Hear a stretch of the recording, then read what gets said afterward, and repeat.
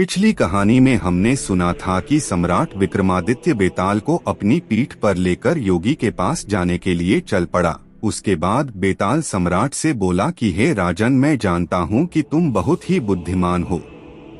तुम मुझसे कोई बात नहीं करोगे, क्योंकि तुमने ऐसा किया तो मैं तुम्हें छोड़ के चला जाऊंगा। हमारा सफर कटने के लिए मैं ही तुम्हें एक कहानी सुनाता हूँ। अब आगे। बेताल ने कहा, समुद्र किनारे एक ताम्रलिपि नाम का एक नगर था, जिसमें सप्तशिल नाम का एक युवक रहता था, जो अपने लिए उसी राज्य के राजा चंद्रसेन के दरबार में एक रोजगार खोज रहा था। द्वार पर सैनिकों के पहरे के कारण सप्तशिल राजा से मिल नहीं पा रहा था। एक दिन राजा जंगल में शिकार खेलने गए तो सप्तशिल राजा से मिलने का मौका देखकर उनके पीछे पीछे जाता है। एक बहुत सुंदर हिरण का पीछा करते करते वह जंगल में काफी अंदर तक चले गए। अचानक हिरण उनकी नजरों से ओझल हो गया, पर राजा अपना रास्ता भूलकर जंगल में भटकने लगे। इसी बीच राजा के नौकर चाकर भी उससे बिछड़ गए। सप्तशिल राजा की पीछे पीछे उनके पास पहुंचकर राजा को अकेले देखकर उनसे मिलता है। राजा सप्तशिल से पूछता है कि वो यहाँ किस लिए आया है, तो सप्तशिल उन्हें कहता है कि वो उनके पीछे ताम्रलिपि से दौड़ते हुए आया है ताकि उनसे मिल सके, क्योंकि नगर में तो सैनिक उन्हें मिलने ही नहीं देते। राजा सप्तशिल से उसके वहाँ आने का कारण पूछते हैं तो सप्तशिल उन्हें कहता है कि पहले वो थोड़ा विश्राम कर ले। सप्तशिल राजा को जल पिलाता है और उन्हें खाने के लिए फल लाकर देता है। राजा फल खाने के बाद सप्तशिल से फिर से उसका वहां आने का कारण पूछते हैं तो सप्तशिल राजा को बताता है कि वो उनके लिए काम करना चाहता है और उनकी सेवा करना चाहता है। राजा सप्तशिल की सेवा से प्रसन्न होकर उसको अपना सेवक स्वीकार कर लेते हैं और उसे अपनी मुद्रिका देकर राजमहल में आने को कहते हैं कि अब तुम्हें यदि कोई आने से रोके तो तुम इस मुद्रिका को उसे दिखा देना। सप्तशिल राजा के पास पहुंच जाता है और उनकी सेवा में लग जाता है। राजा एक दिन सप्तशिल को लेकर समुद्र किनारे जाते हैं और उसे कहते हैं कि तुम जानते हो, हमारे नगर में बहुत से बेरोजगार युवक हैं। हमें उनके लिए नगर में व्यापार को बढ़ावा देना होगा, जिसके लिए उन्हें समुद्र में घूमकर नए द्वीपों और नगरों का पता लगाना होगा, ताकि उनके साथ व्यापार बढ़ सके और उनके राज्य में रोजगार मिल सके। सप्तशिल राजा के इस कार्य की जिम्मेदारी लेकर उनके इस कार्य को पूर्ण करने के लिए निकल पड़ता है।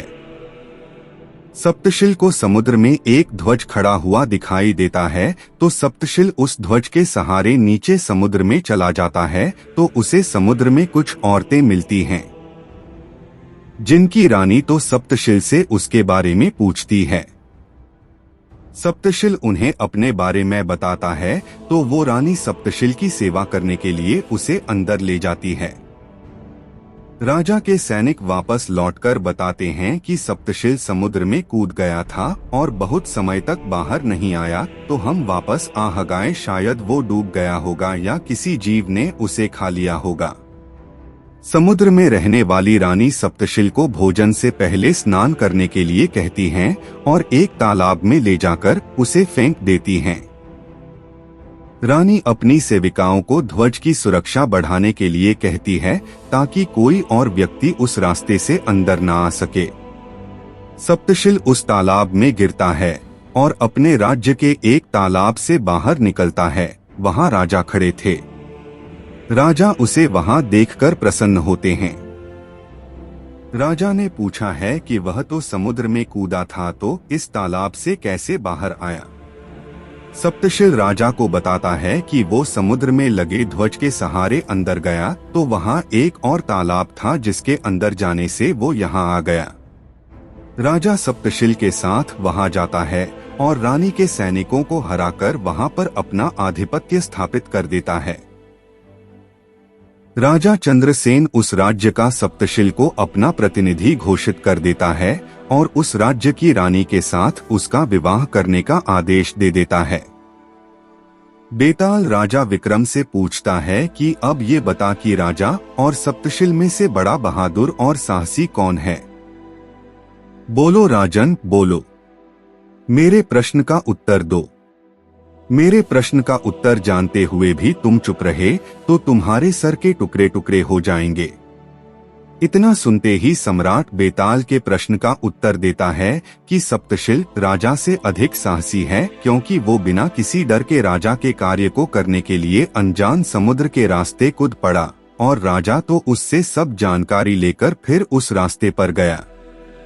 सम्राट की बात सुनकर बेताल ने कहा कि सम्राट, तुम सच में एक बुद्धिमान व्यक्ति हो, पर प्रश्न का उत्तर देने के चक्कर में तुम मेरी शर्त भूल गए। तुमने बोला तो मैं चला। इतना कह के बेताल सम्राट को छोड़ वापस उसी पेड़ पर जा लटका। सम्राट भी बेताल के पीछे जाके फिर से उसे पेड़ से नीचे उतारकर अपने पीठ पर लेके चलने लगा। तब बेताल ने फिर से बोलना आरंभ किया। दोस्तों, अगली कहानी आने वाले वीडियो में सुनेंगे। तब तक आप अपने इस प्यारे चैनल को सब्सक्राइब, शेयर और लाइक करें। जल्दी ही मिलते हैं अगले वीडियो में। धन्यवाद।